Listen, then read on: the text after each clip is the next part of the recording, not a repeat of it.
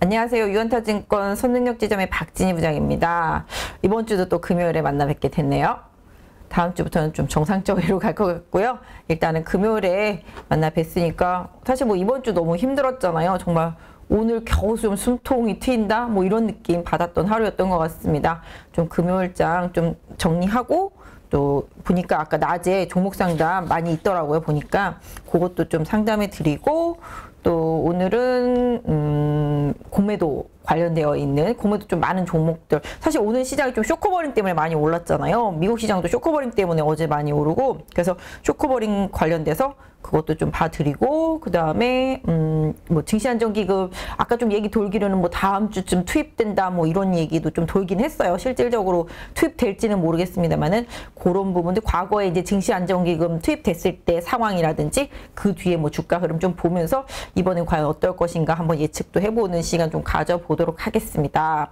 사실 오늘 주가 너무 많이 올랐죠. 코스닥이 4% 넘게 올랐죠.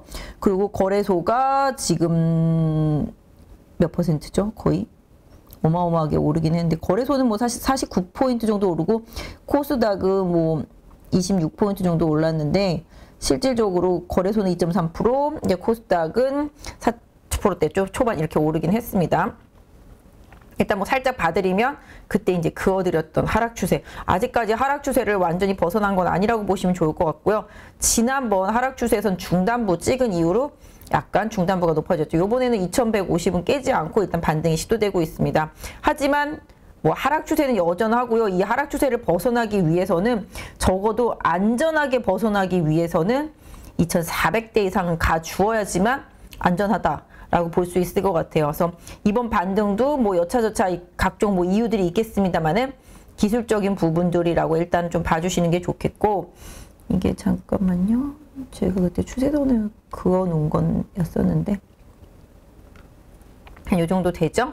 그래서 적어도 여기 60일선이 이 하락 추세선과 만나고 있습니다. 그래서 적어도 한 2300,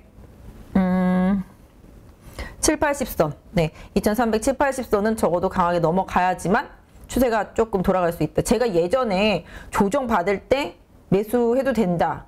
대신에 2380이 깨지면 빨리 손절하고 그 다음 하락 포인트에 대비해야 된다. 이 부분을 저희 시황을 통해서 말씀을 드렸어요. 그래서 2400 이제 깰 때마다 2380이 안 깨지면 저점 매수하는 게 맞고, 그게 깨지면 빠른 손절과 함께 하락 추세 좀 대비하면서 저점 매수를 할 수 있는 다음 기회를 좀 노리는 전략을 말씀드렸었는데, 공교롭게도 지금 보시면 아시겠지만 2380이죠. 70에서 이 부분이 이제 최대 저항대가 앞으로 간다. 뭐 거기까지만 가도 지금은 좀 소원이 없겠습니다. 일단은. 그래서 지수상으로는 그렇다라는 거 좀 말씀드릴게요. 그래서 지수 관련주라든지 시장 상황 앞으로 좀 보여야 될 거 많지만, 기술적으로 봤을 때는 2380선 정도가 가장 단기로는 최대 목표치. 그 다음에 이걸 넘어가야지만 어느 정도 추세 전환 시도가 나타날 수 있다. 뭐 요 정도로 그냥 느낌만 일단은 지금 좀 봐주시면 좋을 것 같고, 하방으로는 일단 2150을 안 깼고 이번에 2180에서 일단 뭐 깨긴 했었습니다만은 일정 부분 다시 좀 지지가 됐기 때문에 지금 2212포인트인 상태에서는 앞으로 2180선 정도 단기 좀 지지선으로 지수 관련주도 매매하시거나 하실 때는 좀 활용하시면 좋을 것 같고요. 코스닥으로 한번 보면, 코스닥은 일단 그때도 말씀드렸죠. 중단부는 깨지만 항상 이 하단부 부분에서는 반등을 해왔었다라는 말씀을 드렸습니다. 그래서 코스닥 아직까지 반등은 나왔고, 코스닥은 또 여기 중단부도 지금 아직 넘어가지 못했는데요. 기본적으로 한 700 정도, 700, 지수 700 정도가 코스닥 이렇게 뭐랄까요, 하락 추세선의 중단부다라는 거 염두에 두실 필요가 있겠고, 요게 더 끄집어져 이렇게 내려오면은 일단 하단부, 상단부, 하락 추세선의 상단부는 적어도 한 750, 60 그 언저리까지 아마 내려올 수 있을 것 같습니다. 그래서 나중에 줄을 더 그어 봐야 되겠고 기간이 좀 지나봐야 알겠습니다만은 한 750, 60선 정도가 하락 추세선 상단부니까, 만약에 이번 반등이 계속 연이어졌을 때 그 부분이 최대 저항대가 될 수 있다라는 점을 좀 염두에 두시면서 지수 관련주들은 좀 매매하시는 게 좋겠습니다. 사실 요새는 뭐 지수랑 상관없이 뭐 급등하는 종목들도 많이 있고요. 추세를 계속 타는 종목들도 있잖아요. 최근에 시장 하락 추세이긴 해도 뭐 현대일렉트릭이라든지 뭐 재롱전기 같은 이런 전력성 관련주들은 그냥 꾸준히 우상승 추세. 그다음에 뭐 2차 전지 섹터주들은 뭐 물론 변동성은 있습니다만은 펫배터리라든지 뭐 리튬 이런 쪽들은 그래도 잘 견뎌주는 모습들이 나타나고 뭐 LG 에너지 솔루션이나 SDI는 뭐 왔다 갔다 하고 있지만 그래도 중심이 좀 많이 잡혀 있는 상태잖아요. 그만큼 시장이랑 좀 다른 행보를 보이는 것들도 좀 많이 있고 개별주들도 뭐 정말로 네옴시티죠. 대장주 한미글로벌 무섭더라고요 정말. 이 종목도 정말 끝없이 가고 있는 모습 보실 수가 있겠고 뭐 섹터별로 뭐 대장주들은 있어요. ST큐브 같은 경우도 예전에 올라온 상태에서 전혀 이번 하락에 빠지지도 않았던 모습 보실 수가 있겠습니다. 그래서 대장주들이 있고 또 그 나름의 또 개별주들은 또 많이 움직이는 뭐지? 이게 어떻게 된 걸까? 잠시만요. 깜짝 놀랐습니다. 없어진 줄 알고 이 선을 좀 옆으로 당기려다가 네, 그래서 나름대로 막 급등하는 종목을 매매하시는 분들이 좀 있잖아요. 뭐 아까 들어오기 전에 PD님이랑도 얘기했는데 PD님은 지금 뭐 신라젠도 매매하시고 첫날 사셔가지고 벌써 33% 수익 났다고 그러시더라고요. 그리고 그 전에는 뭐 베트남 개발 1인가요? 그것도 매매하셨다고 그럽니다. 그래서 이렇게 시장이랑 상관없이 대박주들을 매매하시는 분들도 계신데 대부분은 그렇지 않잖아요. 사실 저희 대부분의 개인 투자자분들은 게임, 플랫폼, 뭐 엔터 뭐 이런 것도 최근에 급락할 때 많이 피해를 보셨을 것 같고 그동안은 꾸준히 반도체 주식들 많이 빠지면서 또 피해를 보신 분들 많겠고요. 뭐 우량주라고 하는 것들 다 많이 하락했고 또 최근에 잘 나가던 자동차도 많이 조정을 받았고요. 그래서 개인 투자자분들 뭐 상당히 네이버 카카오 때문에 많이 힘든 시간을 보내고 또 뭐 위메이드라든지 뭐 이런 게임주들 때문에도 힘든 시간 좀 많이 보내고 있잖아요. 또 IT도 뭐 요새 조금 올라왔습니다만 그 전에 워낙 하락폭이 컸었고요. 그래서 대표적으로 뭐 다들 안전하다 우량주다라고 생각하는 것들이 지금 우량주가 아닌 세상이 되어버리다 보니 힘든 시간이긴 합니다만은 또 시장이란 또 돌고 도는 거기 때문에 계속 잘 견디면 또 그 종목들이 시세를 내는 순간이 오기도 합니다. 오늘 보니까 제목이 화장품 주술 14년 전으로 다 컴백했다라고 그러더라고요. 주가가 그렇게 많이 빠졌어요. 화장품 섹터는 뭐 사실은 그렇죠. 예전에 뭐 중국 기대감에 완전히 많이 오른 부분이 있었고 그런 부분들이 거품이 계속 꺼지다 보니까 정말 사실은 또 말도 안 되게 빠지기도 했습니다만은 저도 요번에 느꼈어요. 화장품 그 길거리에서 파는 그 로드샵들 있잖아요.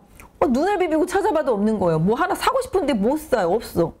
그래서 그런 걸 사려면 그나마 뭐 올리브영이나 뭐 롭 같은 데 가야 되고 막 이러니까 그런 로드샵들이 죄다 없어져서 눈에 찍고 찾아봐도 정말 못 찾겠더라고요. 다 온라인이나 뭐 이런 쪽으로 바뀌었잖아요.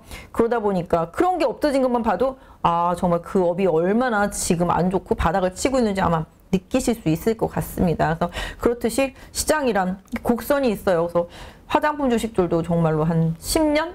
그죠? 10년 대세 난 다음에 지금 벌써 몇 년째 하락인 거잖아요. 그러다 보니까 뭐 주가가 14년 전으로 컴백했다 뭐 이러기도 합니다만은 전반적으로 시장이 안 좋을 땐 또 안 좋은 뉴스가 나오고 또 좋을 땐 좋은 뉴스만 나오죠. 최근에 보면 게임도 그렇고 뭐 플랫폼도 그렇고 안 좋은 뉴스 나오기 시작하니까 정말 끝도 없잖아요. 뭐 게임은 1년 동안 앞으로 뭐 기대할 수 없다. 신작이 1년 동안 나올 게 없다. 뭐 이러다 보니까 막 주가 급락하고 안 그래도 너무 많이 빠졌는데 펄어비스 같은 경우는 뭐 예전에 10만 원 넘어갔을 때 목표 주가 6만 원이라고 해서 급락 시작했는데 지금은 6만 원만 가도 소원이 없을 정도로 많이 빠졌잖아요. 4만 원 막 이러니까 4만 원대 이러니까 그런 거 생각하면 시장이 좀 과하게 밸류를 깎아내리기 시작할 때는 정말 과하다 싶을 정도로 깎아내리고 또 밸류를 막 올려잡을 때는 정말 과하다 싶을 정도로 올려잡잖아요.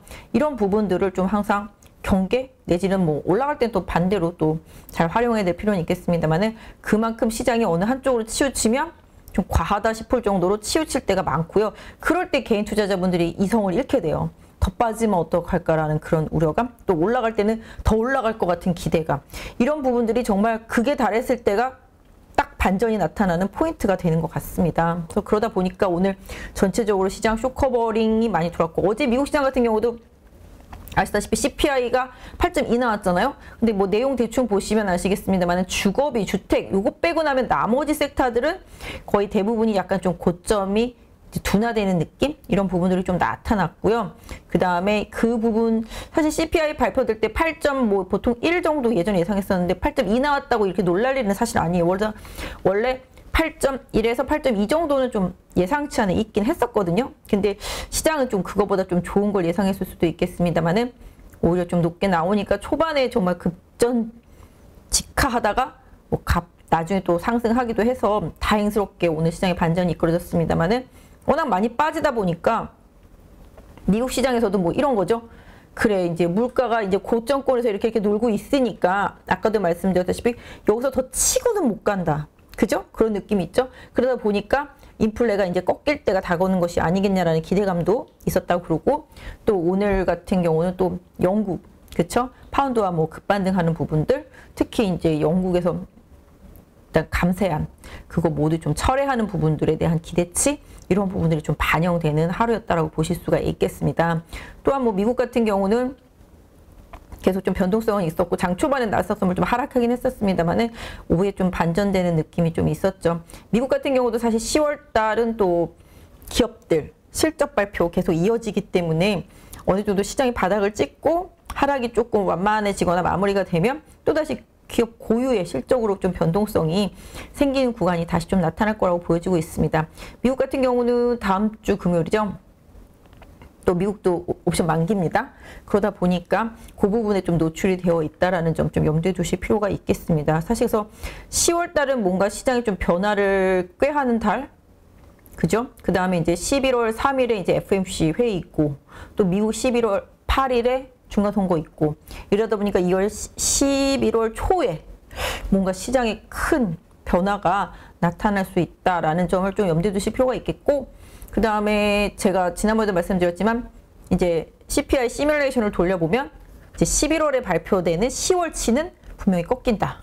그렇다라면은 이제 최악의 CPI에 대한 두려움 공포 이 구간은 지났다. 오히려 11월 달에 발표되는 CPI에 대한 기대치가 후반으로 갈수록 올라갈 때다.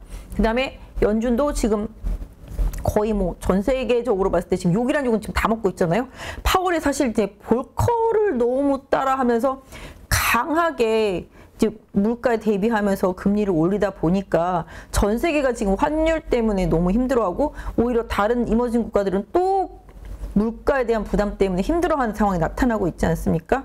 그래서 일단은 뭐 바이든의 인플레 방지법이 거의 인플레 촉진법 같이 돼버린 상황이 되고 또 물론 러시아 전쟁도 뭐 아직까지는 갈피를 못 잡고 있기 때문에 계속 부담이 되고 있는 상태다 보니 인플레에 대한 공포가 또 환율에 대한 공포 그러다 보니까 그 리스크가 또 그 국가에 대한 공포 이런 부분들로 연결되면서 더 악화를 계속 구축했던 상황이 되다 보니까 악재가 쫙 몰려들면서 시장이 더 너무 공포스러워진 거죠. 최근에만 해도 뭐 이번 주에만 해도 영국이 크게 터질 수 있다. 뭐 이 얘기 나왔죠. 뭐 영국의 이제 연금에서 채권 뭐 손실 같은 게 뭐 200 몇십 조라 뭐 얘기도 막 돌아다니고 하는데 실질적으로 좀 나중에 확인해 봐야 되겠습니다만은 그런 얘기들도 돌고요.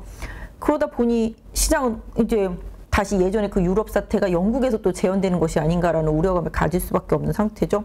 중국 같은 경우도 오늘 뭐 얘기 돌아다니는 거는 경기 하강을 막고 부양을 시키기 위해서 중국의 지방 정부들이 주택을 막 매수하고 있다. 기관이 이제 매수하는 거죠.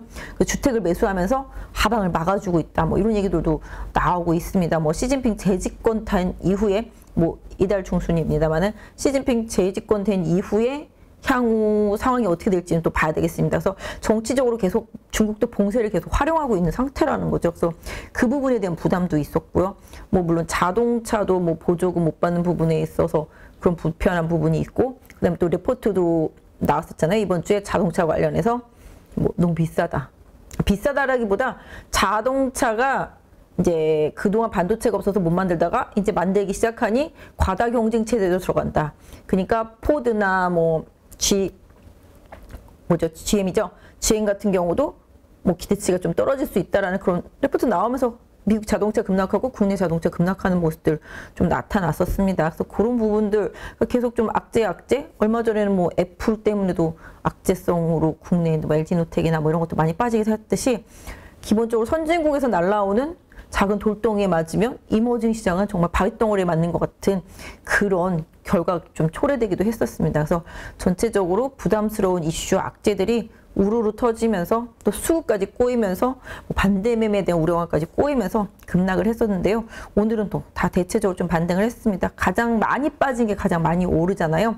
지금 오늘 보시면 이제 카카오게임즈 그 자회사 아시다시피 이제 라이온하트 상장 안 하기로 하면서 상장 아예 안 하는 건 아니고요. 언젠가는 할 것 같지만 지금은 안 한다는 뉘앙스였었습니다.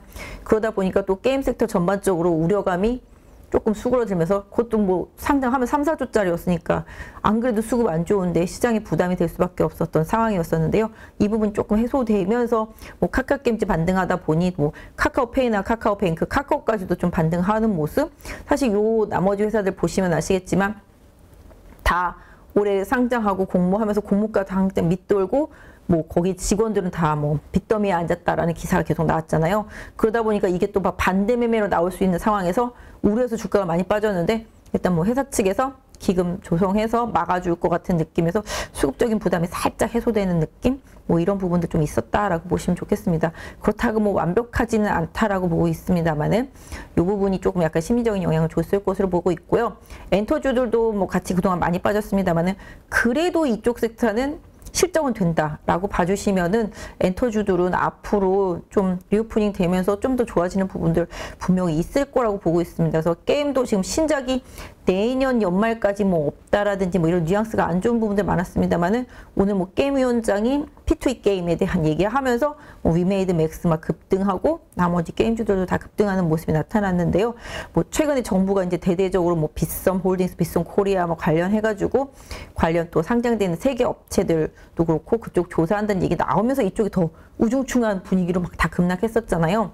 그런 부분들에 대해서도 조금씩 해소되는 느낌의 시장 반응이 좀 나왔다. 뭐 결론적으로는 좀 쇼커버가 미국 시장에 어제도 그렇고 오늘도 우리나라 시장에서도 쇼커버가 가장 강하게 좀 영향을 줬다. 수급적으로. 그래서 오늘 하락한 종목은 거의 없었잖아요. 몇 개 종목 빼놓고는. 뭐 우리가 알고 있는 뭐 평범한 수준 한에서 그렇다고 보신다라면은 낙폭과대에 따른 기술적 반등이 일단 이어지고 있고요. 이 기술적 반등이 어디까지 갈 것인가, 어디까지 연장될 것인가, 이 부분은 글로벌 이벤트 내지는 글로벌 기업들의 실적 이런 부분들, 그다음에 뭐 달러화의 움직임, 그 다음에 뭐 원자재 가격의 움직임, 그 다음에 유럽이나 뭐 러시아 이런 쪽에서 나올 움직임, 뭐 미국에서 나올 뉴스 이런 부분들이 다시 또 영향을 주면서 변동성은 계속 줄 것으로 보여지고 있는데요. 뭐 일단은 그래도 개인적으로는 어제 미국 정말 이만한 장대 양봉이 나왔잖아요. 오늘 우리나라 같은 경우도 뭐 그 정도까지는 아닙니다만은 다행스럽게 좀 양봉이 나와주면서 좀 반등의 기틀을 좀 마련했다라고 봐주시면 좋겠습니다. 뭐 물론 반등이 여기처럼 네, 이쪽 부분처럼 길게 이어질지 아니면 뭐 짧은 반등 주고 또 도로 빠질지는 봐야 되겠습니다만은 일단은 이 추세선 상단까지 간다라는 생각으로 일단 이번 반등의 시작을 좀 봐주신다라면은 도움이 되겠습니다. 오늘 사실 개인 투자자분들 많이 매도를 했더라고요, 보니까. 네, 오늘 개인 투자자분들 보면은 되게 많이 매도를 했어요. 제가 보니까. 그죠? 보이시죠? 정말 기회는 이때다 하고 6,200억대 매도가 들어갔고 코스닥은 3,400억대네요. 제 눈이 잘못된 줄 알았어요. 엄청 많이 매도했습니다. 외국인은 반대로 지금 보시면 2,600억, 1,840억. 기관은 3,600억, 1,400억대 매수를 했습니다. 증권 쪽에서 많이 매수된데 이거 거의 쇼커버라고 보시면 좋을 것 같아요. 금융투자 쪽들. 연기금도 오늘은 좀 일정 부분 사주는 모습. 고객 예탁금이 이 정도 수준이에요. 지금 50조대. 이 50조 밑에 있었는데요. 거기서 오락가락 하는 모습 보실 수가 있겠고 지금 신용잔고가 16조대 초중반까지 빠져 있습니다. 이게 많을 때는 20조 넘어갔었잖아요. 그래서 이 부분 고려해 본다라면 신용도 요번에 좀 많이 털렸다. 사실 엊그저께 신용 많이 나오고 어저께도 신용 담보 부족 많이 나왔었거든요. 그래서 사실 일단 나름대로 걱정을 했었는데 오늘 다 이렇게 해소가 되는 모습이 나와서 좀 다행이다라고 생각을 하고 있습니다. 그래서 이런 부분들 생각하면은 일단 뭐 지금 뭐 너무 뭐 얼마까지 간다, 어떻게 간다, 기대해라, 뭐 저가 매수해라 이런 말을 할 수 있는 상황은 분명히 아니지만 일단 종목별로는 좀 과대한 하락 이런 부분들이 있었기 때문에 반등 시도는 좀 나오고 있다. 그래서 당분간은 조금 이격이 과다한 종목들 위주로 일정 부분 주가의 추가 하락만 없다라면은 지수와 조금 괴리가 많이 벌어진 종목들은 순환 반등 시도가 일정 부분 좀 나올 수 있다. 그리고 작은 호재에도 민감해질 수 있다. 오늘 보시면 성우 하이텍 같은 경우는 자동차 부품 회사죠. 2차 전지 뭐 배터리 관련 무슨 보호 소재 뭐 개발했다니까 상한가. 그죠? 그다음에 에클론 같은 경우도 항암제 관련한 이슈 나오니까 상한가. 이런 식으로 많이 빠진 만큼 매물 공백이 생기기 때문에 작은 호재에도 강하게 반응하는 현상이 당분간 좀 나올 수 있습니다. 그래서 종목별로 그런 호재성 이슈를 좀 내포할 수 있는 종목들을 선별해야 되는데 사실 그걸 누가 알겠어요. 갖고 있다 보니까 어쩌다 보니까 호재가 나온 거겠죠. 그죠? 그걸 다 따라 살 수는 없습니다만은 그럼에도 불구하고 아까 말씀드렸던 대로 이격이 과다한 종목들, 시장이 추가적으로 하락이 제한되는 수준에서는 순환매가 돌 수 있다. 이런 부분들을 좀 생각을 해보시면서 보유 종목 내지는 뭐 본인이 잘 알고 계시던 종목 중에서 실적 대비 너무 낙폭이 크다라든지 뭐 이런 부분들, 그 다음에 또 지수 관련주인데 상대적으로 좀 덜 올랐다라든지 아니면 상대적으로 악재가 너무 많이 있어서 너무 주가 하락에 과하게 반영이 됐다라든지 이런 종목들을 좀 선별하실 필요가 있겠고, 뭐 증시안정기금이 진짜로 뭐 조성이 돼서 이제는 뭐 투입을 기다리고 있는 상태인데 언제 투입될지는 뭐 만지작거리고만 있잖아요, 맨날. 근데 아무튼 뭐 다음 주 집행 설도 있었기 때문에 지금 증시안정기금이 뭘 사겠어요? 개별주를 사겠습니까? 대형주를 사겠습니까? 결론적으로는 기관이 좋아하는 종목, 그 다음에 섹터별로 지수를 좀 잡아줄 수 있는 종목들, 그러니까 업종 대표주들을 중심으로 사겠고 시총 상위 종목들 위주로 살 겁니다. 그래서 지수 하방은 막아줄 수 있어도 상방으로 끌어올려주는 건 증시안정기금이 할 수 없고, 오히려 상방으로 올려주는 것은 글로벌 이벤트에서 뭔가 해소되는 느낌, 그 다음에 뭐 미국 시장에서의 리딩, 뭐 이런 부분이라든지 긍정적인 이슈의 부각, 이런 부분이 있을 때 증시안정기금을 바탕으로 지수가 바닥을 만들고 그 다음에 차분히 올라갈 수 있지 않을까 싶습니다. 과거에 좀 증시안정기금이 투입됐었을 때 한번 상황을 보면서 말씀드릴게요. 보시면 지금 화면 좀 봐주세요. 네, 화면 좀 봐주시면 이게 증시안정기금이 1990년대 들어왔을 때요. 1990년대 이때 4.85조 4조 8,500억이 되겠습니다. 상당히 큰 규모죠. 그때 시대로 따지면. 근데 이때 보세요. 증시안정기금이 투입이 됐는데 빠지잖아요. 올라가다 또 빠지고 올라가다 또 빠지고 이런 상태인데, 결국은 증시안정기금은 여기서 지금 바닥은 잡아주는 역할을 해주지만 실제적으로 시장을 이끌고 올라가지는 못하거든요. 그 당시에는 뭐 시장 전체적으로 좀 하락세였었고 안 좋은 상태였었기 때문에 그랬습니다만은 그래도 증시안정기금이 들어오니까 바닥선은 어느 정도 좀 만져주는 모습 나타났습니다. 그리고 또 보시면 지금 보시면 일단 2003년도죠. 그때도 증시안정기금이 이제 4천억 정도 들어왔어요. 근데 보시면 아시겠지만 이때 부시가 이라크에 최후 통첩을 하는 시점이 3월 17일. 그죠? 여기 카드 종합대책 나왔을 때도 3월 17일인데 이때 정말 카드 때문에 난리도 아니었었거든요. 카드채 사태 나면서 그때 LG카드였었죠. 정말 저 증권회사에 있을 때 뭐 손님들이 막 몰려와서 채권 빨리 팔아달라고 난리 났었을 때 같아요. 아무튼 간에. 근데 그때 이제 뭐 아시다시피 그 카드채 안정되고 난 다음에 이제 시장이 좋아지기 시작했는데, 그때도 결론적으로는 증시 안정 펀드가 이때 조성이 돼서 저점이 형성됐는데, 그 펀드가 쐈다라기보다는 뭔가 계속 글로벌적으로 이슈가 좋아지면서 쭉 올라갔거든요. 그러니까 증시 안정 펀드 같은 경우는 올려주는 기능보다는 바닥에 대한 시그널을 주는 기능이라고 보시면 답이 될 것 같고요. 그 다음에 2008년도에도 이때는 뭐 아시다시피 뭐 금융위기 때잖아요. 그때도 5천억 정도 이제 만들어졌습니다. 이때도 보시면 이 바닥은 그때 증시안정 펀드가 11월 21일 날 집행이 되고요. 11월 25일 날 연준이 또 자산을 또 인수하게 됩니다. 6천억 정도 달러. 그래서 그때, 그다음에 또 여기도 3월 5일 날 또 모기지 대책까지 나오면서 뭔가 대책이 나올 때마다 시장이 사실 저점을 찍어주잖아요.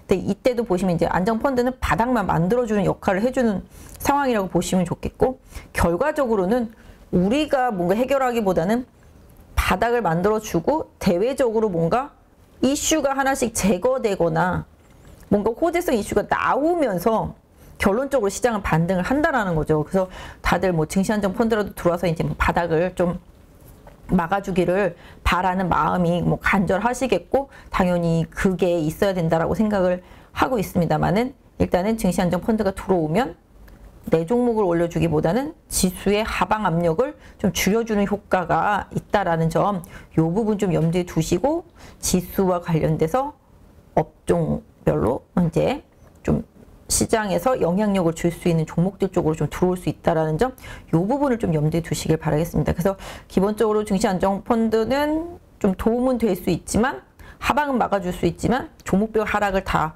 제어하지는 못하고요. 시장의 반전은 결국은 글로벌적으로 불거졌던 여러 가지 이슈들이 해소되는 과정 중에서 만들어진다라는 점. 그러니까 결론적으로는 지금 증시 안정 펀드가 중요하다라기보다 불안전한 지금 대외 정세, 뭐 달러화라든지, 그죠? 미국의 금리 인상, 이런 부분들의 해소 과정이 결국은 더 시장에 더 심리적인 안전판이 되지 않을까 싶고요. 수급의 개선도 거기서 조금 나타나지 않을까 싶습니다. 뭐 그래도 증시 안정 기금이 있다라는 것은 뭐 심리적으로는 조금 더 안정감을 줄 수 있으니까, 개인적으로는 좀 빨리 만들어진 부분들이 집행이 되면 좋겠습니다. 사실 뭐 지난번에도 만들어 놓고 코로나 때도 집행이 되진 못했었잖아요. 그렇다시피 뭐 아까 말씀드린 대로 심리적인 부분이 더 좀 크게 작용하는 상황이라고 좀 봐주시면 좋겠습니다. 그리고 제가 아까 공매도 얘기를 많이 했잖아요. 지금 공매도가 되게 상당히 많고 쇼커버가 계속 들어가고 있는 상태인데요. 신라젠이 상장하고 재거래죠. 재거래되고 빠져서 시작했었습니다. 원래 12,100원에 정지됐던 건데 8,000원대 초중반에서 시작을 했잖아요. 그리고 나서 상치고 또 오늘 상 갔잖아요. 그렇다시피 이것도 지금 코스닥 150에 있다가 코스닥 150에서 탈락이 됐거든요. 지금 상태로는. 그러다 보니 그동안 거래 못하던 자금들은 매도를 해야 되잖아요. 그죠? 그러다 보니까 그 매도가 첫날 이제 투시를 통해서 많이 나왔습니다. 그래서 이 부분 있고, 그 다음에 또 이제 그동안 공매도 쳐놨던 쪽에서는 쇼커버를 해야 되잖아요. 그러다 보니까 쇼커버 매수가 들어오고, 또 오늘도 마찬가지. 그러다 보니까 그게 겹치면서 두 번째 상한가를 갔는데요. 그만큼 쇼커버라는 부분들이 중요합니다. 사실 아까 말씀드린 그 증안펀드도 긍정적인 부분은 하방으로를 막아준다라면은 결론적으로는 상방 쪽의 방향을 보면서 뭐 약간 투기적인 그런 공매도, 이런 부분들은 쇼커버를 할 수 있는 상황이 나타날 수 있기 때문에 시장이 조금 더 도움이 될 수는 있지 않을까 싶은데요. 종목별로 좀 다르겠죠. 사실 뭐 코스닥 150이나 코스피 200 정도가 이제 쇼커버 공매도 대상이었었기 때문에 이런 부분들을 좀 고민해 본다라면은, 지금 시장에서 얘기하기를 공매도가 너무 많아서 압박감이 있는 종목들이죠. 공매도 가격과 현재 가격에 이제 괴리율이 높은 종목들, 그 다음에 공매도 수량이 많은 종목들을 좀 선별을 할 필요가 있겠고, 그 안에서 기대치가 정말 1도 없는 종목들은 버려야 되겠지만, 뭔가 지금 수준에서 공매도가 좀 과한데 앞으로 조금이라도 개선 여지가 있거나 시장에 무슨 증시 안정 펀드가 들어왔을 때 이 종목을 매수할 수 있는 어느 정도 수준이 되는 종목이다라면은 쇼커버를 들어올 수 있다라는 부분을 분명히 좀 고려를 해봐야 되겠다. 이 부분을 좀 생각하시면서 시장을 좀 보셨으면 좋겠습니다. 그래서 사실 공매도와 관련되어 있는 부분은 사실은 제가 저희 회사 거 뭐 트레이더 프로라고 있어요. 거기 보면은 종목별로 괴리율이 나와 있고 쇼커버 가능한 그 상승 폭도 이렇게 다 알려주고 수량이 얼마인지도 바로바로 차트를 보여주는데, 제가 이거는 그냥 HTS를 검색용으로 열었기 때문에 트레이더 프로가 적용이 되지 않아서 그 화면을 못 보여드리기는 하는데요. 지금 이제 공매도 좀 보시면, 이거는 뭐 기본적으로 제공되는 화면이니까 이제 공매도 1별이에요. 그래서 공매도 비율을 이렇게 체크해 놓고 지금 8월 1일. 사실 코스닥도 8월 2일부터 급락을 했잖아요. 고점 찍고. 그러니까 이제 8월 달부터 공매도가 많이 들어간 종목을 찾으면 되겠습니다. 그래서 지금 보시면 이제 거래소 쪽에서 이렇게 찾으면 나오죠. 지금 메리츠 금융지주가 공매도 비율이 33.47 나오죠. 공매도 평균 가격이 나오고 있습니다. 그죠? 수량도 나오고요. 그죠? 지금 22,300원인데 공매도 평균 가격이 24,900원이잖아요. 비율이 엄청나게 높기는 합니다만 가격 괴리는 그렇게 크진 않은 것 같아요. 아모레 같은 경우도 공매도 평균 가격은 29,000원대인데 지금 현재는 25,000원. 그죠? 비율도 상당히 좀 높은 편입니다. 뭐 S1 같은 경우도 지금 공매도 평균 가격이랑은 그 두 달만 봤을 때는 별로 차이가 없죠. 넷마블이 조금 차이가 있겠습니다. 넷마블은 지금 공매도 평균 가격이 62,000원 잡히고 있는데 지금 현재 가격이 올라와도 45,000원. 여기서 한 50%는 더 올라야지만 공매도 친 세력들이 BB 포인트가 된다라는 거죠. 그래서 결론적으로는 급하게 되면은 쇼크볼 할 수도 있고 아니면 뭐 넷마블이 앞으로도 상태가 안 좋다 하면은 유지할 수도 있고 더 미룰 수도 있겠습니다만은 시장 상황에서 게임주들한테 뭔가 유리한 환경이 조성됐을 때는 쇼크보가 들어오면은 좀 빠르게 회복을 하면 여기서는 조금 갭을 메울 수 있는 괴리율을 메워줄 수 있는 상승 이런 부분들 좀 기대해 볼 수 있겠죠. 뭐 지금 보시면 녹십자 같은 경우도 139,000원 평균인데 지금 12만원 약 한 20% 조금 안 되게 차이가 나고 있고 BGF 리테일 같은 경우도 별로 크게 차이는 없는 것 같아요. 오히려 현재가가 공매도 가격보다 지금 높은 상태. 대한통운도 큰 차이 없고요. SK 바이오판 같은 경우는 좀 차이가 있습니다. 한 30% 정도 차이가 나는 것 같아요. 이쪽도 지금 공매도가 많이 들어와 있고요. 아모레퍼시픽도 지금 97,000원인데 공매도는 11만원대 중반에 들어와 있는 상태. LG 디스플레이도 뭐 큰 차이는 없습니다. 최근에 LG 디스플레이는 정말 최악의 실적에 대한 기대치가 있는데도 크게 빠지지 않더라고요. 이게 또 워낙 빠지다 보면 한계점이 드러나게 돼 있어서 그런 것 같아요. 카카오페이도 보시면 지금 공매도 평균 가격 56,000원이잖아요. 지금 36,000원이란 말이에요. 2만원 차이 난단 말이에요. 그죠? 공매도도 지금 상당히 많이 들어와 있잖아요. 지금 18%가 공매도 비율. 그러니까 이런 부분 이렇게 공매도 비율이 높고 괴리가 큰 것들 그런 것들은 뭔가 하나 트리거가 생기면 빠르게 공매도가 쇼크버링 될 수 있다라는 점 그걸 고려해서 종목을 찾으시면 된다라는 거죠. 그래서 공매도 비율 높고 괴리도 큰 거 그런 거 위주로 최근에 보면 심텍도 공매도가 엄청 많더라고요. 보니까 그 실적이 3분기 실적을 발표했고 컨센서스 부합했고 4분기도 그냥 또이또이한 수준인데 내년에는 증설 효과가 있어서 내년이 좋다. 지금 뭐 세트 업체들 실적이 안 좋기 때문에 심텍한테도 불리하지만 뭐 시장 바닥치고 경기 회복된다는 시도만 나오면 심텍도 나중에 쇼크버가 들어오면서 좋은 결과가 있을 수도 있겠죠. 하지만 지금은 모두가 이제 대덕전자를 선택하죠. 대덕전자 실적 너무 좋으니까. 뭐 그런 부분들 고려해 볼 수 있겠습니다. 그래서 지금 보시면은 이제 공매도 괴리율이 높은 거를 이제 계속 찾으셔야 되겠죠. 그런 부분들 계속 좀 챙겨서 보셔야 된다. 지금 보시면 SK 아이테크놀로지도 공매도보다 지금 현재가가 30% 이상 차이가 나고 있습니다. H&M 같은 경우도 21,000원대가 공매도 평균가죠. 두 달 동안만 치면은. 그러니까 이거를 또 기간을 땡기면 기간을 늘리면 또 바뀔 수도 있거든요. 지금 보시면 제가 기간을 두 달 시장 고점 찍은 뒤로를 따져서 그런 건데 뭐 섹터별로는 고점이 다를 수도 있으니까 만약에 올해라고 쳐볼까요? 1월로 옮겨가면은 또 얘기가 달라지잖아요. 그죠? 보이시죠? 1월 달로 올라가면은 한 10개월 동안 평균 가격 따져보세요. 지금 넷마블이 공매도 평균 가격 83,000원이에요. 지금 45,000원이에요. 거의 반토막이잖아요. 호텔신라도 큰 차이는 없네요. 다행히. 호텔신라는 요새 좀 자리도 잘 잡고 있고요. 그렇긴 하죠. 그 다음에 아모레퍼시픽 같은 경우는 1년으로 따지면 확 차이가 나잖아요. 지금 공매도 평균가가 145,000원인데 지금 97,000원 나오고 있습니다. SK 아이테크놀로지도 아까 두 달로 치면 별로 차이 한 30% 정도 났지만 지금으로 따지면은 공매도 평균가가 97,000원에서 지금 49,000원 이렇게 차이가 납니다. 그래서 이 기간은 여러분들이 종목별로 좀 선정을 해보셔야 돼요. 저는 이게 전체 토탈로 쳤지만 그 종목들 이제 차트 보시고 고점 찍었을 때 그때부터 시작해서 지금까지로 기간을 설정해 놓으시면 답이 되겠죠. 그죠? 그러면은 고유의 이제 공매도 평균 가격이랑 괴리율이 나올 수가 있으니까 저는 이게 토탈로 이제 올해 1월부터라고 치니까 이렇게 나온 부분이 되겠고요. 그래서 보시면은 그렇다. 카카오뱅크도 35,000원에서 1년으로 따지니까 17,500원. 다 반토막이에요. 웬만하면. 그런 것 같아요. 그래서 지금 그런 부분들. 메리츠 금융지주도 아까는 얼마 차이 안 났었잖아요. 2,000원 정도밖에. 근데 1년으로 따지니까 10,000원이나 차이가 나잖아요. 공매도 평균가가. 그죠? 카카오페이도 82,000원이 나오잖아요. 1년으로 따지니까 지금 현재가가 36,000원. 괴리가 클 수밖에 없죠. 그래서 이 기간 설정은 여러분들이 직접 HTS에서 보시고서 해서 그 종목 고유의 고점 어떤 그 시점부터 시작해가지고서 챙겨보시면 되겠죠. 시젠 같은 경우도 그죠? 상당히 괴리가 높죠. 원익 IPS도 사실은 삼성전자라든지 이런 거 생각하면 나쁜 기업 절대 아닌데 반도체 업황이 꺾이다 보니 뭐 이런 부분들이 영향을 받을 수밖에 없습니다. 그래서 이것 또한 거의 한 25%, 30% 정도 1년으로 치면 나오는 것 같아요.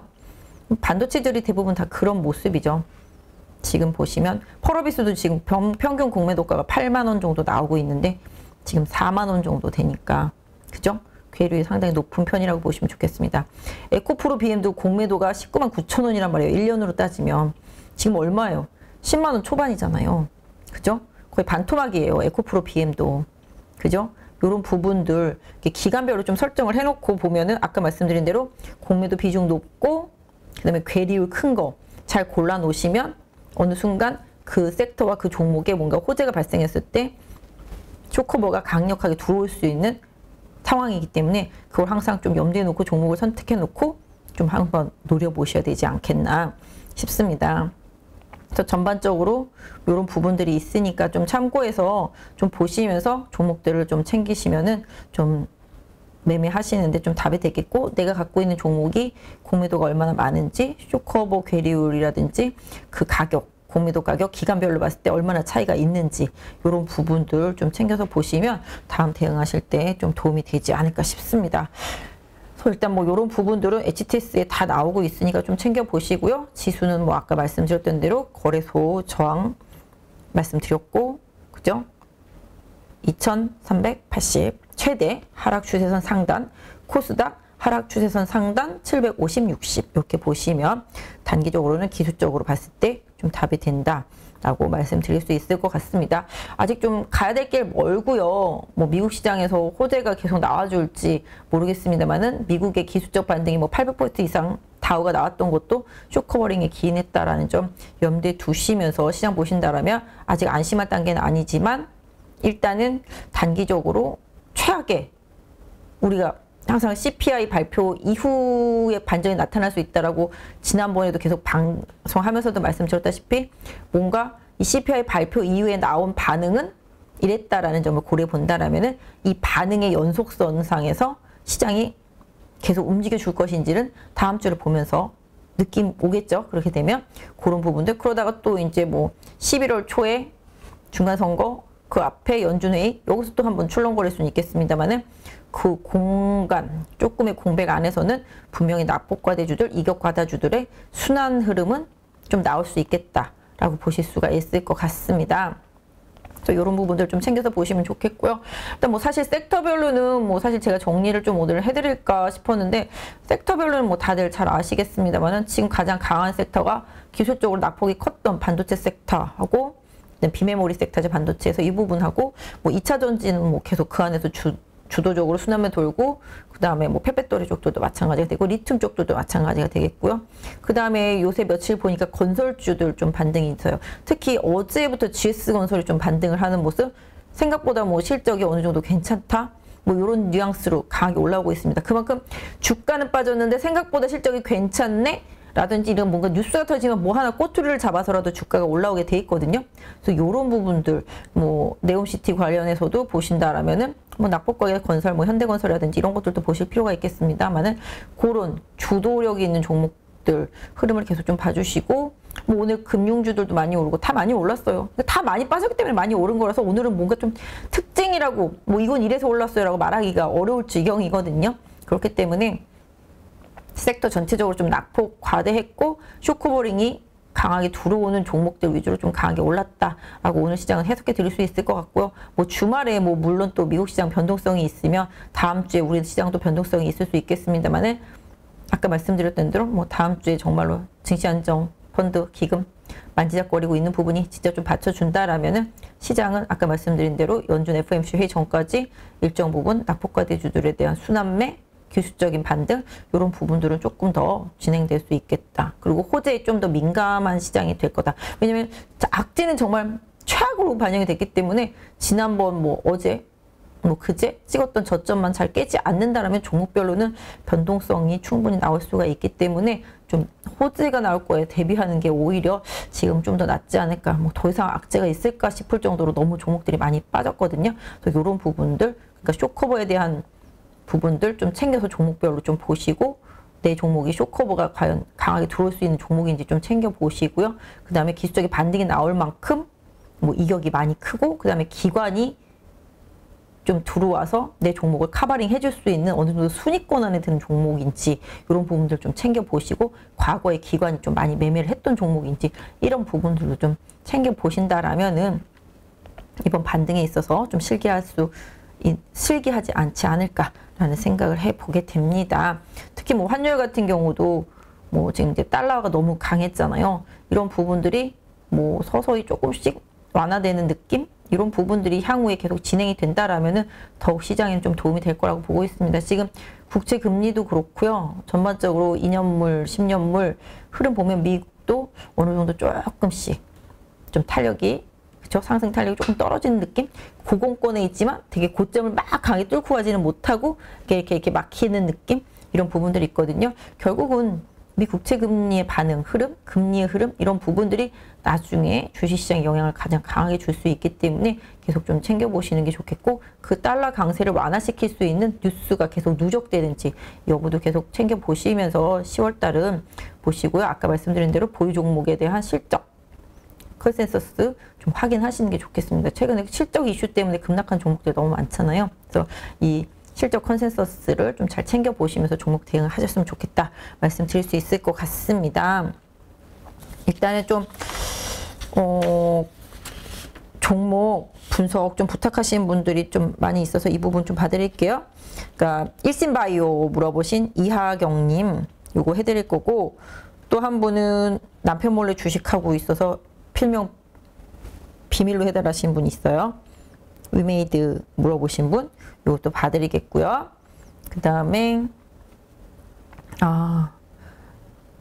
이분은 근데 종목이 너무 많은데 삼성전자, 네이버, 한미반도체 평단을 낮추는 게 나은지 이것도 물어보셨네요.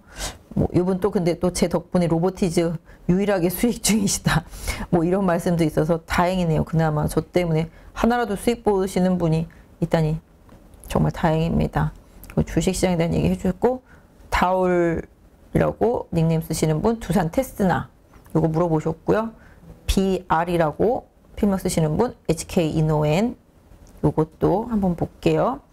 군터 바론인가요? 네, 군터 바론님도 삼성전기 요거 물어보셨습니다. 요거 한번 봐주시겠고요.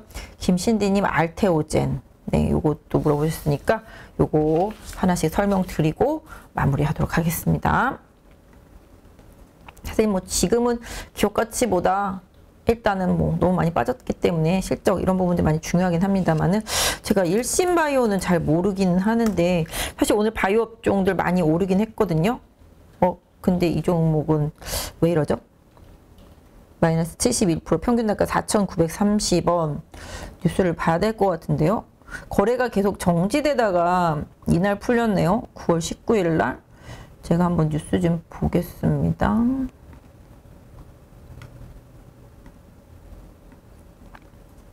(9월 19일) 날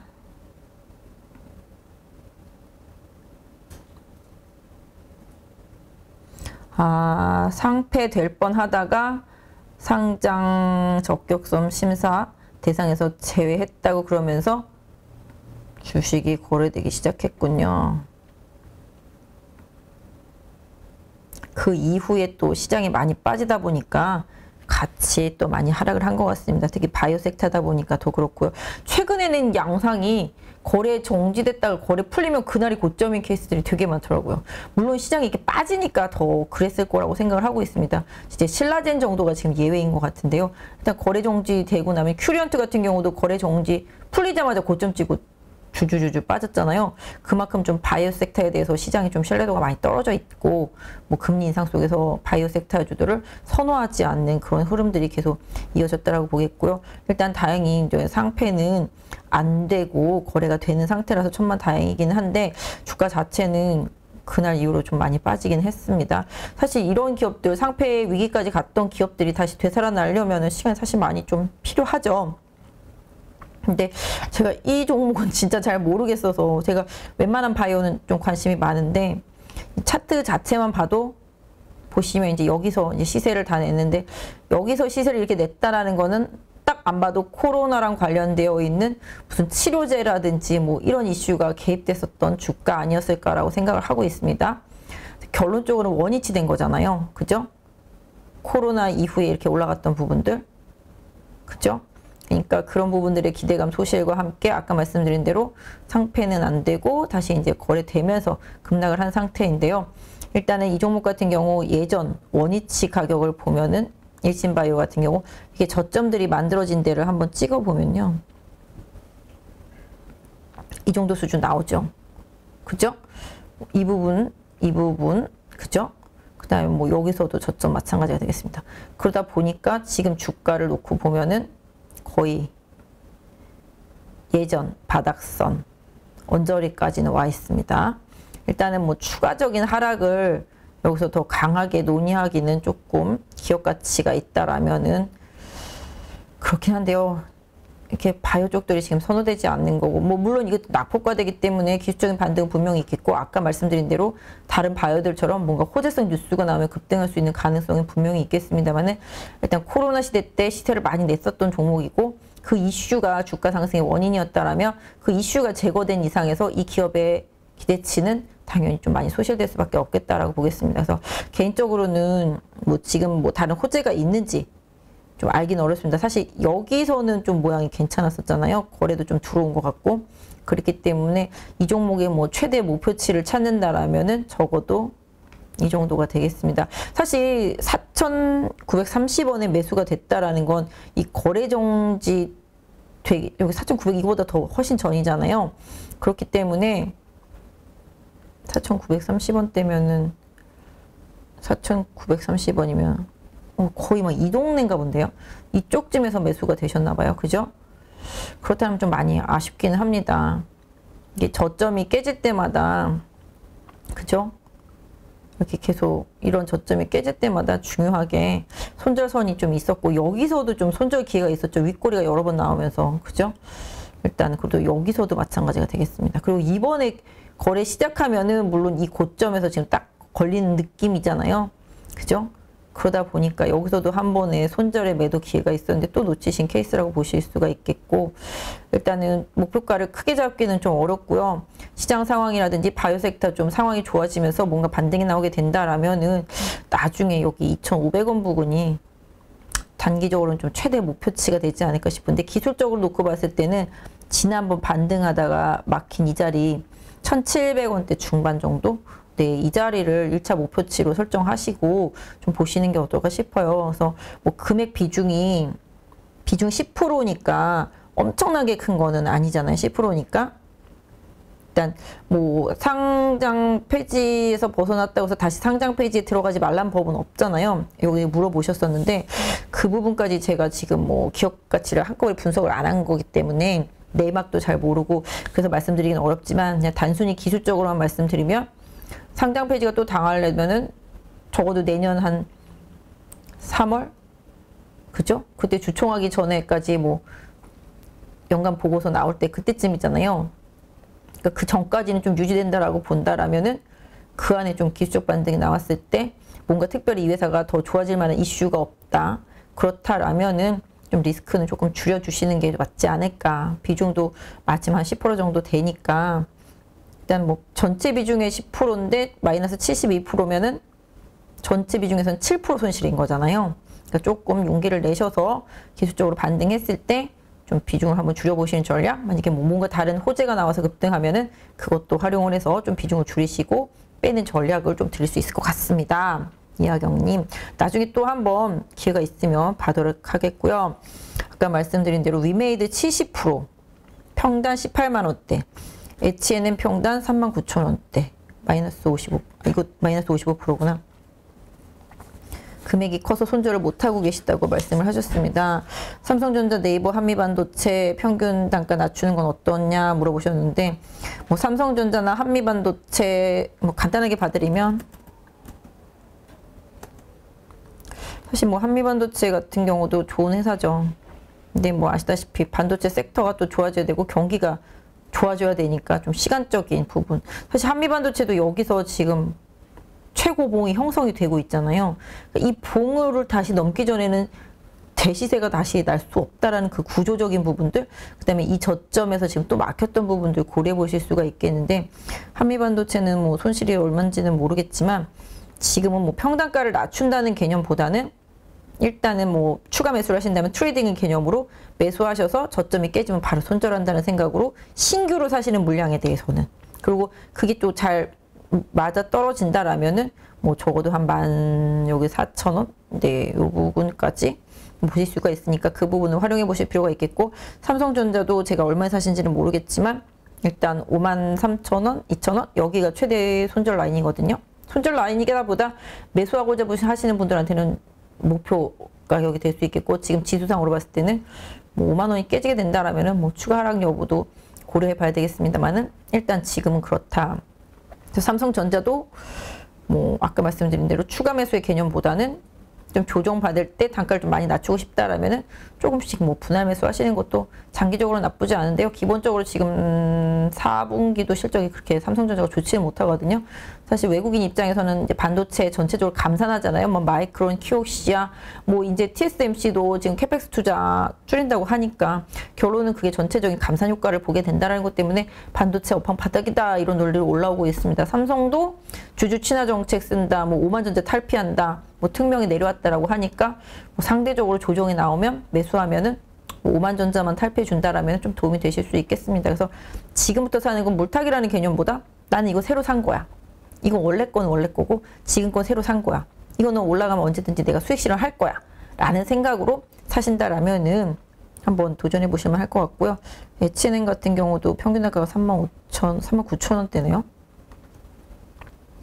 너무 여러 개를 봐드리는 건데 그래도 좀 간단하게만 봐드릴게요. H&M도 평균 단가 39,000원만 마이너스 55%네요. 진짜 말씀하신 대로. 이것도 지금 운임 가격 때문에 많이 빠진 거고, 사실 페노션은 컨테이너가 아니라 벌크고, 이제 H&M 같은 경우는 컨테이너잖아요. 그러니까 상하이 운임지수 영향을 봐야 되는데, 기본적으로 컨테이너 운임지수가 올라가는 요건은 경기가 좋아져서 회복이 많이 되면서 물동량이 늘어나고 가격이 올라가야 되는데, 예전에 코로나 시대 때 정말 무자비하게 올라갔던 부분들이 지금 다 정상화가 됐단 말이죠. 그러니까 이런 부분들이 기대감이 소실이 되면서 주가가 빠진 상태인데요. 역시 보시는 바와 같이 이제 하락세를 그리고 있잖아요. H&M도 좀 제가 봤을 때는 이것도 H&M도 지금 민영화 얘기가 나왔습니다. 언제 확실하게 민영화가 완벽하게 이루어질지 모르겠지만 내후년인가요? 그때쯤 이제 민영화 얘기 계속 나오고 있는데요. 이 하락 추세선 고려해 본다라면은 뭐 아주 길게 갔을 때는 긍정적인 부분들 볼 수 있겠고, 경기 회복에 포인트를 맞춘다라면 가능성이 있겠지만 지금 상태라면 좀 시간이 많이 걸릴 것 같고요. 이 여기 제가 예전에 한번 이것도 분석하면서 그려드린 거예요. 23,000원대 한 번, 25,000원대 한 번, 26,000원대 한 번 큰 저항이 있으니까 이 부분 보유하신 분, 요거 물어보신 분은 그 부분 조금 염두에 두시면서 보셨으면 좋겠습니다. 하지만 뭐 여기 트레이딩으로 봤을 때는 직전 최고점이 지금 33,000원 나오고 있잖아요. 네, 요 부분이 가면은 좀 과감한 손절도 한번 시도해 보실만 하다라고 말씀드릴 수 있을 것 같습니다. 시간적인 부분은 제가 좀 언제 간다라고 말씀드릴 수는 없겠지만 앞으로 주가가 움직였을 때 이 고점은 정말 최대 저항대가 될 수 있으니까 향후에 매매하실 때 이 H&M을 나는 물타기 안 하고 그냥 팔고 않고 갖고 가겠다 그러면 이 부분을 최대 목표치라고 생각하시면 좋겠습니다. 이 두 개의 저항대가 돌파됐을 때 얘기입니다. 다만 이제 현 시점에서는 좀 기술적으로 한 21,000원대 중반 여기에 좀 막힐 수 있으니까 좀 매매하실 때 좀 참고하시고요. 일단 H&M은 좀 기다려 보셔야 될 것 같아요. 추가 매수까지는 뭐라고 말씀을 좀 못 드리겠는데, 제가 이거 봐드리는 게 개인 투자자분들이 많이 갖고 있을 것 같아서 봐드리는 거예요. 외국인들은 좀 매수를 해주고 있고 연기금은 팔고 있습니다. 뭐 낙폭과대 인식 이것도 마찬가지라고 봐주시면 좋을 것 같네요. 그 다음에 다올림, 두산 테스나, 이게 두산이 인수했죠. 뭐 테스나 같은 경우도 뭐 옛날에 우스갯소리로 테스나 사세요 그러면은 테스나를 산 게 아니라 테스나 사세요인 줄 알고 테스를 사신 분들도 가끔 있었었거든요. 테스나 같은 경우도 이제 후공종 테스트 업체라고 보시면 맞겠죠. 수급 보시면 최근에 좀 연기금이 좀 사고 있고요. 사모펀드라든지 뭐 투신도 조금 팔긴 했습니다만 최근에 좀 사고 있습니다. 외국인은 좀 매도하고 있는 상태라고 보시면 좋겠는데 기본적으로 테스나 같은 경우도 뭐 후공정 쪽, 뭐 낙폭과대 상태라고 볼 수 있겠고요. 최근에 보시면 뭐 유니테스트를 비롯해서 후공정 업체들, 뭐 사실 심텍, 대덕 같은 기판 쪽들도 잘 올라오고 있습니다만은 이런 쪽들은 후공정은 테스트 업체들이 잘 가려면은 결론적으로는 반도체 업황이 좋아져야 돼요. 그죠? 그러려면 좀 시간이 많이 필요하겠습니다. 다만 테스나 흐름으로 봤을 때는 바닥을 좀 어느 정도 강하게 찍은 느낌이라고 볼 수 있을 것 같고요. 지금 주가 흐름으로 봤을 때는 여기도 보시면 사실 반도체들은 시세가 크게 났어요. 개인적으로 이때 2018, 19, 20 여기까지 계속 시세가 많이 났거든요. 반도체들은. 그래서 큰 시세를 내고 당연히 빠질 수밖에 없는 상황이었던 거고요. 그 다음에 여기도 보시면 테스나 같은 경우도 이렇게 좀 큰 저항대를 보이면 이렇게 고점이 계속 잠시만요. 연필 이게 고점이 계속 이렇게 형성이 되잖아요. 계속 낮아지잖아요. 이런 큰 그림에서 뉘앙스를 보시면서 이제 참고하셔야 되는데 이렇게 고점이 낮아지는 종목들은 뭐죠? 그러니까 큰 박스 안에서 고점이 낮아지면서 이 저점이 깨지면 그게 최대 손절선이 되는 거잖아요. 그러니까 테스나 같은 경우는 사실 4만 원 깨질 때가 손절 포인트였다라고 보시면 좋을 것 같은데 앞으로 뭐 언제 어떻게 얼마나 갈지는 모르겠지만 여기가 최고치 목표가가 될 수 있겠고 중간에 여기 보이시죠? 여기 반등 시도하다가 계속 실패한 부분 이 부분이 이제 목표치가 되겠습니다. 기술적으로는 28,000원에서 3만 원 사이. 네, 여기 좁은 박스 흐름 보이시잖아요. 여기까지가 목표치라고 보시면 좋겠습니다. 그래서 테스나는 요 목표치 밴드 안에 들어오면 일단 한번 매도하고 그 다음에 다시 지지 확인하고 재매수하는 전략을 쓰시는 게 기술적인 좀 맞을 거라고 보고 있습니다. 뭐 테스나 같은 경우 지금 마이너스 51%니까 결론적으로는 5만 원대, 그쵸? 이때 사셨다는 얘기죠. 그쵸? 이때 사셨다는 얘기잖아요. 좀 시간 투자가 좀 많이 되어야 될 것 같고요. 경기 회복이 진짜 돼야지만 좀 뭔가 빛을 볼 수 있지 않을까 싶습니다. 51% 조금씩 손절 중인데 10% 조금 기다려 봐야 하나요? 일단은 뭐 지금 두산 테스나 물어보신 다울링 같은 경우는 조금 기다려서 전체적으로 시장만 죽지 않는다면 여기 60일선 보이시죠? 하락하고 있는 60일선까지 기술적 반등 나올 수 있으니까 이 가격이 한 27,000원 정도 되거든요. 네, 요 60일선 부딪힐 때 일단 좀 비중 한번 조절해 본다 생각하시고 그 다음에 다시 또 조정받으면 또 재매수하고 또 시장 상황 봐가면서 여기 이 박스대 좁은 박스대를 최대 손절선으로 하는 단기적으로는 그런 대응을 좀 하시면 어떨까 싶습니다. 그래서 추가 매수보다는 뭐 보유 기다리신 전략 나중에 반등을 이용해서 비중 조절을 하면서 샀다 팔았다 하는 전략 이 부분이 가장 좀 테스나한테는 좀 현명하지 않을까. 그래서 지금 상황으로는 지난번 2만 원 정도가 최대 마지노선이 되겠습니다만은 이번 지지를 받아줬던 22,000원. 네.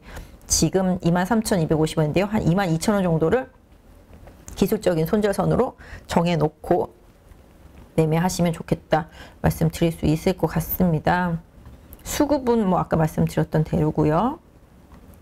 그 다음에 비알림 HK이노엔 10% 비중 HK 네. 이 회사도 뭐 나쁜 회사는 아닌데 좀 많이 빠졌습니다.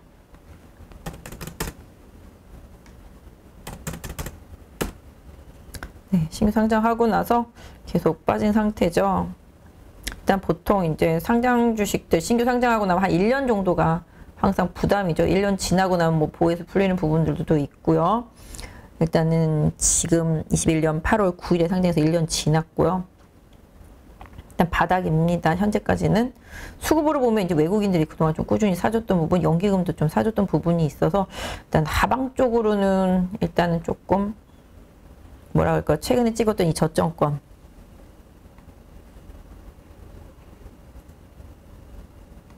한 32,000원 부근 되겠는데요. 여기 좀 단기로 지지선 설정해 드리도록 하겠습니다. 이 가격이 또 빠지면 이 가격 이하로 빠지면 더 빠질 수 있겠다는 생각 좀 해보셔야 되겠고요. 지금 보시면 여기서 한번 반전 시도가 있었죠. 그죠? 21선도 우상향하고 61선도 우상향하면서 아 드디어 좀 반전이 되나 보다라고 생각하던 차에 뭐 시장이 좀 힘들어지니까 어쩔 수 없는 상황이 왔겠습니다만은 일단은 지금 상태라면은 일단 여기 그어들인 저항대 44,000원대 중반 정도가 최대 저항대다. 목표가일 수도 있겠습니다. 그리고 단기에 또 추가적으로 저항대를 본다면 여기 보시면 지지받고 했던 자리죠. 근데 이게 여기서 뚫리면서 급락을 했었기 때문에 이 자리가 1차적인 최대 저항대다. 37,000원 부근 되겠습니다. 왜냐하면 여기가 아마 2380 뚫리면서 급락 나오기 시작했던 위치라고 보시면 좋겠습니다. 그래서 지수가 그 정도 갔을 때 이 종목이 어느 위치에까지 오느냐 이 부분 좀 중요하게 봐주시면 좋겠어요. 왜냐면 지수는 갔는데 내 종목은 못 올라간다라면 그 종목은 지수에 연동하지 않는 종목이잖아요. 그죠? 결론적으로 시장에서 핵심적으로 수급이 지수에 맞게 들어오지 않고 있기 때문에 그 부분 고려해야 되겠습니다만은 일단은 지금 상태라면은 지지선 아까 말씀드렸던 대로 32,000원 부근에 설정하시고 단기 최대 저항선은 37,000원 초반, 중반 이 정도 설정해서 기술적인 좀 매매를 하시면 좋겠고요. 지금 43,850원에 비중 10%니까 뭐 크게 엄청나게 손해는 아닐 것 같아요. 37,000원까지만 올라와도 한 20% 내에서 손절하실 수가 있잖아요. 10%니까 전체 비중에서는 2% 정도 손절하는 선이라고 생각하시면 조금 마음이 편하시지 않으실까요? 그래서 일단은 이 부분 정말 뭐 시장의 상황이 확 바뀌어서 45,000원까지 올라온다라면 역시 매도하는 거 1차적으로 좀 추천드릴 수 있을 것 같고요. 여기 60일선 꺾여 있기 때문에 지금 37,000원 부근에 분명히 막힌다. 이 부분 좀 고려해서 기술적인 대응 하셨으면 좋겠습니다. 그래서 올라올 때마다 저항대에서 비중을 한번 줄이시거나 매도하고 뭐 이 종목에 미련이 있다라면 재매수하고 또 저항대 못 뚫으면 다시 매도하고 이런 식으로 좀 대응해 주시는 게 지금은 낫겠다라고 말씀드리겠고요. 오늘 좀 거래가 실린 상태 속에서 양봉 나왔기 때문에 오늘 아침에 시가 부분을 단기 지지선으로 설정해 놓고 HK노에는 좀 보셨으면 좋겠다라고 말씀드릴 수 있을 것 같고요. 삼성전기. 삼성전기도 진짜 힘들게 하는 종목이죠. 네. 왜 이러지? 네. 삼성전기도 그때 이게 추세선 다 그어드린 그 부분이에요. 비중이 70%나 된다라는 거는 올인이네요. 근데 마이너스 20%다. 그러면 14만 원대 샀단 얘기. 그죠? 개인적으로는 삼성전기는 물론 3분기 실적이 좋지는 못합니다만은 앞으로 패키징 기판 쪽들하고 뭐 시장 조금 좋아지면 지금 MLCC는 안 좋잖아요. 기판 쪽들은 괜찮은데 삼성전기. 근데 MLCC가 조금 좋아져야 되는데 그게 또 좋아지려면은 결론적으로 IT 뭐 세트라든지 뭐 이런 부분들 다 좋아져야 되는 부분들이잖아요. IT 기기들도 마찬가지가 되겠고 그러기려면은 결론적으로 경기가 좋아져야 된다는 얘기잖아요. 시간 투자를 좀 해야 되겠습니다. 하지만 제가 보는 입장에서 삼성전기는 최근에 외국인들 사고 있고요. 연기금 물론 사고 팔고 하고 있습니다만은 최근에 봤을 때 확실히 11만 원대에서는 좀 지지가 된다. 이런 느낌을 갖고 있습니다. 그래서 앞으로 변동성이 있는데 70%면 거의 몰빵인데 몰타기 좀 쉽지 않을 것 같긴 한데요. 현금을 추가로 가져오실 수 있다라면은 이거는 뭐 물타기 겸 새로 사는 겸으로 생각하면서 매수를 해보실 수 있을 것 같아요. 근데 마이너스 20%니까 물타기를 잘하면 단가를 낮출 수 있고 제가 봤을 때는 손실을 안 보고 나올 수도 있잖아요. 왜냐하면 단가를 지금 11만 9천 원인데 14만 원이니까 최소한 단가를 한 13만 원대까지만 만들어놔도 손해는 안 날 것 같고요. 그냥 물 안 타고 기다리셔도 제가 봤을 때는 14만 원에는 팔 수 있을 것 같아요. 시간만 좀 투자를 한다라면은 남아있는 자금 여력을 여기에 투입하기보다는 다른 납폭과대주들을 매수해서 좀 수익을 조금씩 메이크업하고 삼성전기를 조금씩 그 수익 난만큼 다 이렇게 잘라내는 거? 네, 이런 부분으로 조금 포트 운용을 해보셔도 나쁘지 않겠다. 70%라는 비중이 너무 크기 때문에 그리고 또 매수하신 가격이 못 갈 가격은 아니기 때문에 그렇게 해보시면 좋을 것 같고요. 단기적으로는 한 13만 원 전후 여기 제가 그때 여기 지지선 그어드렸잖아요. 요 가격대 가면 비중을 한번 줄이셨다가 다시 뭐 12만 원 지지 잘 받으면 다시 재매수 이러면서 좀 그 공백을 이용한 비중 조절을 하면서 단가를 조금 만들어 가시는 전략도 괜찮을 것 같거든요. 그래서 일단은 13만 원 부근에 삼성전기가 막힐 수밖에 없다. 기술적으로 올라왔을 때 이 부분을 좀 최대한 활용을 하셔서 한번 비중을 절반 줄이시거나 아니면 올매도 했다가 다시 내려왔을 때 12만 원대에서 잘 지지가 되면 12만 5천 원 정도 13만 원 찍었다 기준으로 봤을 때 그러면은 다시 재매수. 이런 식으로 트레이딩에서 요 갭을 계속 남겨서 단가를 낮추고 뭐가 14만 원까지 안 가더라도 그런 식으로 트레이딩하면 충분히 굳이 14만 원 안 가도 손실이 아닌 부분으로 매매를 하실 수가 있잖아요. 그래서 그 부분 한번 고려해 보시는 게 좋겠다 말씀드릴 수 있을 것 같아요. 뭐 만약에 물탈 여력이 있다라면은 차후에 시장 변동성을 활용을 해서 11만 한 4, 5천 원? 이 정도 지지력 확인하시면서 매매해 보셔도 되겠다. 대신에 이제 11만 원 깨지면 좀 빠른 손절을 해야 되겠다. 이 부분 좀 챙겨서 대응하시면 좋을 것 같고 아까 말씀드린 대로 14만 원은 굳이 못 갈 가격은 아니니까 그 남아있는 30%의 현금을 좀 다른 낙폭과대 종목 좀 트레이딩 하시는데 좀 쓰셔도 어떨까 싶습니다. 그래서 삼성전기는 일단 보유 관점 드리겠고요. 뭐 여력이 있다라면 변동성을 활용해서 뭐 매수하거나 신규 매수라고 볼 수도 있겠고 뭐 이런 부분들 한번 고려해 보시면 어떨까 싶습니다. 군터 바로님. 네, 김신디님, 알테오젠. 알테오젠도 지난번에 뭐 임상 실패했네, 뭐 이런 루머 막 나오면서 많이 빠졌다고 회사에서 아니네, 막 이래가지고서 다시 또 반등을 했었죠. 오늘 바이오 섹터주도 상당히 좀 많이 올랐었는데요. 일단 오늘 보시다시피 알테오젠도 강하게 좀 반등을 하고 있습니다. 오늘 아까 말씀드린 대로 에콜론 상한가 가고 뭐 다른 바이오 섹터주들 좀 많이 올랐습니다. 뭐 유출렉스라든지 이중항체 쪽들이 좀 많이 올랐죠, 오늘. 오늘 보시면은 이제 알테오젠도 많이 빠졌다가 반등을 하고 있습니다. 사실 기관이 좋아하는 종목이 몇 개 있잖아요. 알테오젠이라든지 뭐 레고캠 바이오 오늘 많이 올랐는데 레고캠 바이오 이런 거 기관이 많이 좋아하는 종목입니다. 그래서 뭐 기관이 좀 좋아하는 종목들은 계속 볼 필요가 있는데 지금 보시면 오늘 많이 올라서 내일 조정받을까 봐 무서워서 다른 종목으로 교체하는 게 맞을까요? 계속 물타기 해서 구입가가 왔다. 네, 일단 구입가가 오면 저는 매도를 항상 추천드립니다. 다시 사면 되잖아요. 빠지면 땡큐고 올라가면 다른 종목 사면 되잖아요.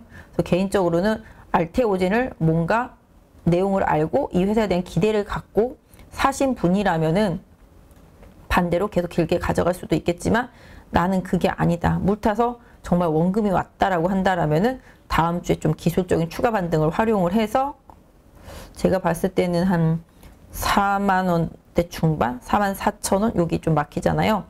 4만 4천원에서 여기 21선 부근까지 여기를 단기 최대 목표가로 해서 추가적인 반등이 나오면 한번 수익 실현하실 수가 있으니까 지금 원금이니까 수익 실현하고 다시 오늘 종가가 잘 지켜지는 선에서 재매수하고 싶으시면은 재매수하는 방법. 하지만 개인적으로는 뭐 이 회사 좋은 회사긴 하지만 여기서 제가 봤을 때는 거래 엄청 실리면서 터지잖아요. 이거 손절한 거거든요. 제가 봤을 때는 물량 많이 가벼워졌을 것 같아요. 기다리다 지치거나 로스컷이 나온 것 같아요. 여기 거래 많이 실리면서 음봉 세게 때리면서 빠진 것들은 그렇기 때문에 여기 물량 터지는 이 시점까지는 갈 수 있을 것 같거든요. 그래서 한 44,000원, 43,000원에서 44,000원 부근을 단기 목표치로 설정을 하셔서 뭐 알테오젠 보유 김신디님 같은 경우는 좀 매매를 해주시는 게 어떨까 싶습니다. 시장이 뭐 영원히 갈 수 있는 것도 아니고 계속 롤링 할 수 있으니까요. 그래서 기업에 대한 확신을 갖고 매수한 게 아니다라면은 말씀드렸던 대로 다음 주 추가적인 반등을 활용해서 트레이딩 매도 전략 이후에 좀 분위기 봐면서 재매수 내지는 종목을 다른 걸로 교체 매매해 보시는 전략 어떨까 싶습니다. 그래서 낮에 물어보신 분들 거는 다 봐드린 것 같아요. 그리고 뭐 그 외에는 뭐 다 대형주들이고 낙폭과대주들 뭐 이런 부분들은 기술적으로 대응해 주시고 아까 말씀드렸던 그 쇼커버링 공매도 전략 그거 좀 HTS별로 뭐 있으니까 잘 찾아서 그런 부분들에 내 종목이 잘 부합되는지 좀 확인하시면서 당분간은 좀 대응하시면 좋겠다. 뭐 신규로 뭔가 시장에서 매매하실 분들도 그런 괴리를 높은 종목을 좀 선별해 보는 것도 나쁘지 않겠고 낙폭은 크지만 일단은 3분기 실적에 대한 기대치가 어느 정도 있고 컨센서스를 잘 맞춰줄 수 있는 종목이라면은 뭐 일단은 저는 그런 종목들은 좀 선별해서 매매해도 나쁘지가 않다. 다만 이제 시장이 최근에 2180선 정도 다시 또 회복하고 올라왔기 때문에 지수상으로는 2180선 정도를 지지선으로 설정해 놓고 단기 대응하셨으면 좋겠다. 사실 지금은 지수보다는 종목이 우선입니다. 지수는 어차피 대형주로 다 붙들어 놨었기 때문에 종목들은 뭐 2150도 아니에요. 2000 밑으로 가 있는 종목들이 수두룩 빽빽 이깁니다. 그렇기 때문에 지수가 2000이 깨졌다라는 느낌으로 오히려 지금은 좀 봐주시는 게 맞겠습니다. 지수는 붙들어 놨지만 종목들은 그 한참 밑에 있잖아요. 그렇기 때문에 당분간은 뭐 큰 의미에서 지수보다는 시장의 이슈들이 어떻게 움직이는지 이 부분을 좀 확인하시면서 더 이상 추가적인 악재에 시장이 반응하느냐 아니면 호재에 더 반응하느냐 이걸 기준으로 해서 내가 이 종목을 가져갈 것이냐 아니면 트레이딩을 할 것이냐 손절할 것이냐 이런 부분을 좀 정하셨으면 좋겠습니다. 그래서 아직까지 아무튼 10월달은 실적 시즌이니까 방금 말씀드렸던 여러 가지 부분들 아까 앞서서 말씀드렸던 그런 시장 상황의 변화 이런 부분들을 좀 잘 체크하시면서 시장 대응하셨으면 좋겠습니다. 오늘 금요일 밤 늦은 시간까지 고생하셨고요. 주말은 즐겁게 보내시기 바랍니다. 다음 주는 많이 춥다고 그럽니다. 요새 독감 많이 유행하고 있으니까 건강관리도 잘 하셨으면 좋겠습니다. 안녕히 주무세요. 김정수 저자님 2021년도에 13억이라고 어떻게 그렇게 벌 수 있었을까요? 저도 단타나 초단타, 장기 투자도 다 해봤는데 제 성향상 그 세 부분은 다 실패했었고요. 주식 투자는 이게 평생 할 수 있는 직업입니다. 주식 투자를 그렇게 오래 하려면 무엇보다도 다른 사람한테 종목 이런 거를 의뢰하거나 추천받아서 하면은 오랫동안 할 수가 없습니다. 스스로 혼자 할 수 있는 그런 능력을 배워야 됩니다. 그래서 누구나 1시간 안에 200개 종목에서 좋은 종목을 고를 수 있는 그런 능력을 배양할 수 있도록 제가 도와드리려고 그렇게 하고 있습니다. 네, 이번에 8.15 머니톡에서 8.15 캠퍼스라는 교육 프로그램을 준비했습니다. 이제까지 방송을 하면서 느낀 게 너무 투자에 대해서 잘 모르면서 시작하시는 분들 그리고 준비가 되지 않으신 분들 그럼에도 불구하고 큰 돈으로 실전에 들어가서 돈을 잃는 분들이 너무 많다는 것을 알게 됐습니다. 이러한 분들 다시 한번 체계적으로 주식에 대해서 투자에 대해서 공부하고 지금까지는 돈을 잃었더라도 앞으로는 자신만의 어떤 투자 원칙을 세우고 돈을 벌 수 있는 그러한 계기를 만들고 싶어서 8.15 캠퍼스를 준비했습니다. 한국 주식시장에 맞는 투자법과 관련해서 단기 매매 혹은 초단타, 장기 투자 혹은 스윙 여러 가지의 방식들이 있는데요. 어떤 것이 옳다 그르다 판단하기는 좀 어려울 것 같습니다. 결국은 그 투자를 하는 사람의 성향이 어떤지 그리고 그 자금의 성격이 어떤지에 따라서 가장 본인에게 적합한 투자 방식을 찾는 게 필요하지 않을까. 그러기 위해서는 먼저 이러한 다양한 투자법들에 대해서 알아야지만 나에게 맞는 투자법이 무엇인지를 판단할 수 있지 않을까 생각을 합니다. 이론적이 아닌 실제 투자에서 큰 수익을 내신 분들, 자신만의 어떤 기법 혹은 투자 노하우를 가지신 분들을 첫 번째 대상으로 삼았습니다. 물론 그분들이 가지고 있는 투자 방식은 장기 투자일 수도 있고 스윙일 수도 있고 단기 매매일 수도 있는데요. 각 분야에 정말 특화된 어떤 실적을 가지신 찐 투자자, 찐 고수라고 볼 수 있는 분들, 이러한 분들을 선택했습니다. 그리고 전체적인 주식시장에 대한 이해 그리고 투자자들의 심리 특히 한국 주식시장의 데이터들을 훤히 알고 있는 거시적 관점으로도 시장을 바라볼 수 있는 애널리스트, 이코노미스트들도 8.15 캠퍼스와 함께합니다. 이번 8.15 캠퍼스에서 첫 번째로 준비한 교육 프로그램은 2021년 시장 정말 힘들었습니다. 많은 분들이 공감하실 텐데요. 그 시장에서도 매달 1억 이상의 수익을 올리신 13억 이상의 수익을 낸 찐 고수시죠. 단기 매매로 그러한 수익을 내신 분입니다. 이분의 특징은 자신만의 원칙으로 종목을 발굴하는 기법을 가지고 계시다는 거죠.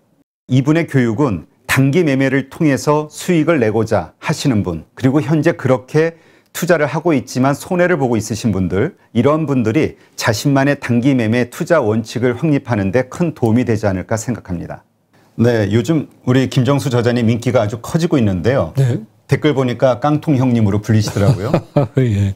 어떻게 인기 체감하고 있으신가요? 예. 저도 뭐 댓글도 보고 전화도 여러 번 많이 받았습니다만은 제 책을 그 10번 이상 읽었고 유튜브를 뭐 몇 번씩 보셨다는 분들도 계셔가지고 무려 그 200만 횟수가 넘어갔고 오늘자로 보니까 230만 횟수를 돌파했습니다. 그리고 제가 다니는 헬스장까지 찾아오셔가지고 자기를 제자로 받아달라 뭐 이러신 분까지 계셔가지고 한편으로는 당황스러웠고 한편으로는 고마웠습니다. 네. 이번에 교육 과정을 만드시죠? 네네. 가지고 계신 그 투자의 노하우를 네. 정말 제대로 전달하기 위해서 네네. 좋은 프로그램을 만드는데 네네. 이유가 특별히 있으실까요? 아, 이게 주식 투자는 이게 평생 할 수 있는 직업입니다. 지금 워런 버핏도 90살이 넘으셔도 왕성하게 활동을 하고 계십니다. 그 주식 투자는 마우스만 클릭할 수 있는 힘이 있으면 누구든지 나이가 100세가 넘어서도 할 수 있고, 우리 젊은 사람 기준으로 봤을 때는 앞으로 최소한 뭐 3, 40년 이상, 50년 이상 할 수 있기 때문에 주식 투자를 그렇게 오래 하려면 무엇보다도 다른 사람한테 종목 이런 거를 의뢰하거나 추천받아서 하면은 오랫동안 할 수가 없습니다. 스스로 혼자 할 수 있는 그런 능력을 배워야 됩니다. 그래서 스스로 할 수 있는 능력을 배워가도록 그렇게 책을 썼고, 또 유튜브에서도 여러 번 이제 나와서 했는데 그것만으로 조금 부족하고 디테일한 부분을 자세히 설명 못하는 부분들이 있어갖고, 제가 이 프로그램을 끝까지 성실하게 이수하시면은 누구나 1시간 안에 좋은 종목을 고를 수가 있고, 또 나만의 필살기를 갖추어가지고 평생 그 낚시를 즐기면서 할 수 있는 그런 바탕을 마련해주고자 하고 있습니다. 그래서 깡통을 무려 12번이나 쳤지만 13번째 성공하고 14년대 무려 13억 이상의 돈을 번 제가 확신을 가지고 여러분을 도와드릴 테니까는 여러분도 저를 믿고 같이 따라와 주시면 좋은 결과가 있을 것으로 이렇게 생각이 됩니다. 이 교육 과정을 통해서 그 교육 과정을 수료하는 분들에게 꼭 이거 하나만큼은 꼭 가르쳐 주고 싶다, 도움을 주고 싶다 하는 게 있다면 뭐가 있을까요? 그럼 물론 이제 제가 하루에 200개 종목을 12분의 1차로 이렇게 고를 수 있다고 여러 번 말씀드렸는데, 이 프로그램을 이제 성실하게 잘 이수하고 공부하신 분들은 누구나 1시간 안에 200개 종목에서 좋은 종목을 고를 수 있는 그런 능력을 배양할 수 있도록 그렇게 프로그램을 짜고 제가 도와드리려고 그렇게 하고 있습니다. 한국 주식시장에서 장기 투자로 돈을 벌기는 쉽지 않다, 이런 얘기 하시는 분도 있고요. 네네. 또 단기 투자 혹은 네. 단타를 통해서 돈을 벌기는 더더욱 쉽지 않다, 네네. 이렇게 생각하시는 분들도 있거든요. 네네. 그런데 우리 김종수 저자님은 단기 매매를 통해서 네네. 수익을 내신 거잖아요. 네네, 13억을 그렇습니다. 보신 건데 네네. 그 단기 매매의 그 기간, 그러니까 네. 어떤 주식을 샀을 때 언제 파시는지. 네네. 제가 이제 주로 장대 양봉이 형성된 그 세력이 돈을 넣은 그런 종목을 위주로, 특히 또 그 턴어라운드 된 그런 주식만 사서 그 이익이 한 플러스 10% 정도 나면은 매도를 하는 그런 거를 이제 기계적으로 반복을 해왔습니다. 그래서 그 수익이 누적되다 보니까 굉장히 큰 수익을 낼 수 있었습니다. 그러니까 이번에 교육 네네. 프로그램에서 가르치시고자 하는 것은 네네. 한국 시장에 특화된 단기 매매, 네네. 트레이딩 방식이라고 그렇습니다. 생각하면 되겠네요. 네, 맞습니다. 저는 저도 단타나 초단타, 장기 투자도 다 해봤는데 제 성향상 이제 그런 거가 맞지 않았었고 그 세 부분은 다 실패했었고요. 그 또 한국 주식 시장 상황상 단기 매매가 아주 적합하다. 이렇게 생각이 들어서 단기 매매에 집중해서 하다 보니까 이렇게 좋은 성적을 거둘 수 있게 된 것 같습니다. 어떤 분들이 단기 매매 투자에 적합하다고 보세요? 제가 생각하기에는 한국 사람들의 90% 이상은 단기 매매에 적합하다고 생각하고 있습니다. 왜냐하면 한국 사람들의 그 성격이 그 빨리빨리 문화에 자리 잡고 있는데, 이 단기 매매는 비교적 단타나 초단타보다는 느리지만 며칠만 해도 승부를 볼 수가 있고, 평균 보유 기간이 장이 좋을 때는 뭐 1개월에서 2개월밖에 안 되고, 또 뭐 장이 이렇게 요새같이 안 좋을 때는 뭐 3개월에서 6개월 이렇게 잡고 할 수 있기 때문에 한국 사람 성향하고 딱 맞는 거로 이렇게 생각이 됩니다. 자, 그럼 이번에 8.15 캠퍼스에서 어떠한 방식으로 그 단기 매매로 돈을 벌고자 하는 분들에게 네네. 그 노하우를 전수해 주실 건가요? 그 절대 사지 말아야 될 종목 12가지 유형이 있습니다. 그거는 제가 5만 건 이상을 거래하면서 제가 물렸던 거를 전부 분석을 해보니까 그 12가지 유형이 나오더라고요. 또 반드시 사야지 될 종목 유형도 12가지가 나옵니다. 그래서 모두 이 24가지가 있는데, 이 24가지가 제 책에는 아쉽게도 한 가지 종목밖에 그 예를 못 들었습니다. 근데 이번 영상에서는 종목을 순차적으로 이렇게 소개를 하면서 이게 왜 이렇게 됐는지, 왜 이런 일이 벌어졌는지, 결과는 어땠는지를 차근하게 설명을 드릴 거고요. 또 제 책에서 아쉬웠던 부분이 그 200개 종목을 1개에서 5개 정도 좋은 종목으로 추리는 과정을 거의 축약적으로 설명을 했기 때문에 실제로 그 일반 분들이 책만 보고 쫓아오기는 굉장히 힘듭니다. 그래서 그 200개 종목을 일일이 하면서 이 종목은 왜 선택이 되고 이 종목은 왜 선택이 안 됐는지 그런 거 원인과 그런 거를 자세하게 설명드리면은 몇 번씩 보시다 보면은 스스로 그런 능력이 되지 않을까 이렇게 생각을 합니다. 그런데 이제 VOD 네. 강의만 보고 배운다는 게 쉽지 않다. 하다 네네. 보면은 생각과는 다른 네네. 여러 가지 어려운 문제들이 생기잖아요. 네네.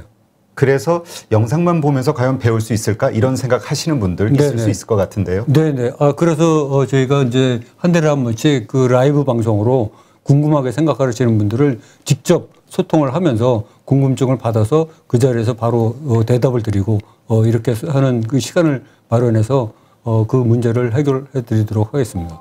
8.15 캠퍼스를 통해서 평생 활용할 수 있는 종목 선정 방법을 여러분께 알려드리도록 하겠습니다. 그거 내 특급 비밀인데.